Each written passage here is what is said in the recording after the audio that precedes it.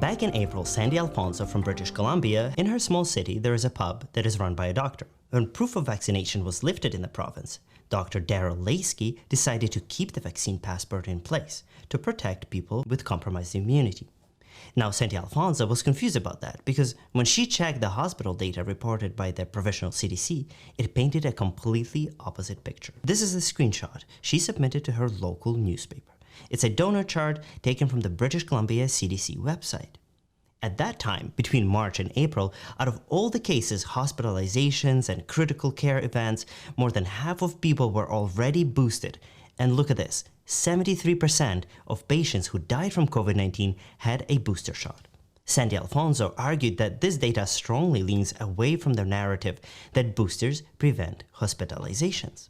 Well, interestingly, 3 months later, the province's CDC took down this data, and they weren't alone. Nearby, another Canadian province saw similar outcomes among their boosted population. These are the numbers from Manitoba's provincial government. Again, people with first booster dose represent the majority of COVID cases, hospitalizations, intensive care, and here too, 70% of deaths happened to people who had a booster.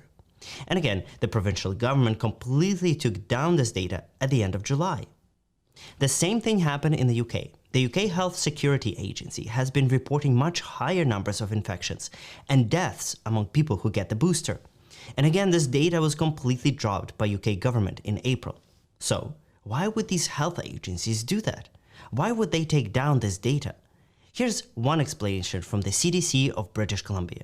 They told CTV News that the data became harder to interpret. Things like more people doing nucleic acid testing at home versus a lab-based PCR test, which is the only test that ends up in the province's database.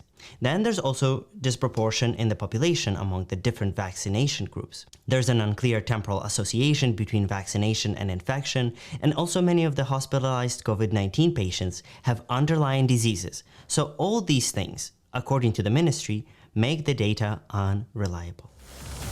I need to get a jetpack ASAP. Yeah, sorry, Hakeem. There's only one of these bad boys.